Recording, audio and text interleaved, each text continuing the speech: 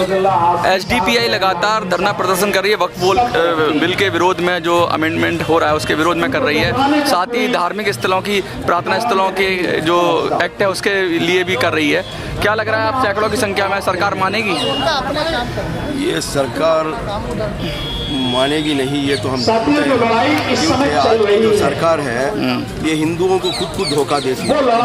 मोदी जब यूपी जाते हैं तो राम बोलते हैं, जब वेस्ट बंगाल जाते हैं तो दुर्गा बोलते हैं, जब तमिलनाडु जाते हैं तो हिंदुओं को खुद धोखा दे रहे हैं। तो ये मुसलमान भी धोखा देंगे, लेकिन हम हक की लड़ाई जारी रखेंगे। लगातार ये बात हो रही है, संभल की जिस तरह से हिंसा हुई उसमें कई लोगों ने जान गंवाई, तो क्या कहेंगे आपके? अब लोगों को एकजुट होना चाहिए और इस तरह की चीज़ें बंद होनी चाहिए। हमारे हिंदू भाइयों को समझाना चाहता हूँ, आज की जो भाजपा की जो गवर्नमेंट है ये आपके खूनों से कुर्सी बना रही है, ये आप समझा। ये आपस में लोग जो लड़ रहे हैं, जो भाईचारा है उसमें कहीं ना कहीं किसी तरह से खटास पड़ रही है। अगर इस तरह से अगर बातें हो रही हैं या उकसाया जा रहा है धर्म के नाम पर, या किसी को भी किसी भी विषय में किसी को उकसाया जा रहा है, तो क्या लगता है उससे अखंडता खतरे में पड़ती है? इस देश के अंदर ज़्यादा करके हिंदू भाई मुसलमान से मिलकर जीने चाहता है। मुसलमान के साथ वो खाना खाता है, मुसलमान के साथ सोता है, धंधा करता है।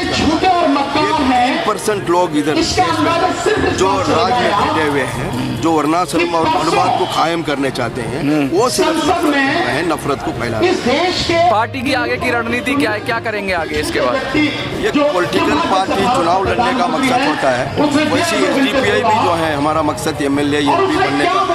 कई स्टेटों में हम काउंसलर, हम ये देश को है ना, हम कभी तोड़ेंगे नहीं, हम और सबको एक करेंगे।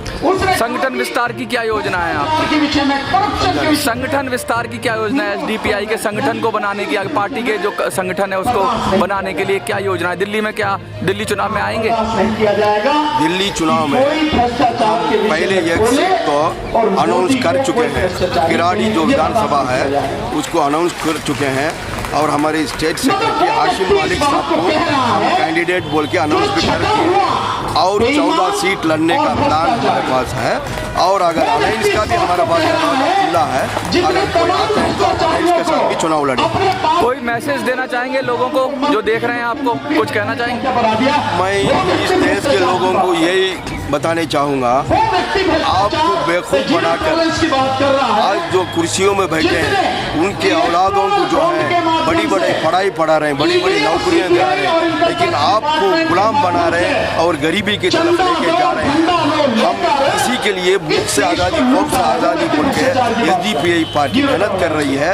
एसडीपीआई को इस देश के अंदर किसी से दुश्मनी नहीं है, सिर्फ का सर्वे करवा के उसके नीचे मंदिर तलाश किया जाए। सुप्रीम कोर्ट ने इस बात को शायद महसूस किया है कि अगर ये सिलसिला चल पड़ा तो सिर्फ मस्जिदों के नीचे मंदिर ही तलाश नहीं होंगे, तलाश नहीं किए जाएंगे, बल्कि फिर बौद्ध विहार भी तलाश किए जाएंगे मंदिरों के नीचे।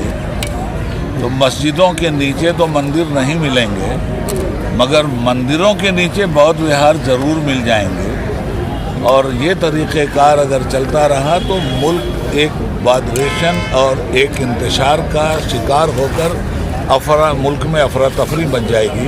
शायद इसलिए उन्होंने आर्जी तौर पर इसे रोका है, और हो सकता है वर्शिप एक्ट को देखने के बाद और उसकी समीक्षा के बाद शायद हमें उम्मीद है कि पूरी तरह से इस पर रोक लग जाएगी और हुकूमत के नापाक कदम इस सिलसिले में रुक जाएंगे। पूर्व चीफ जस्टिस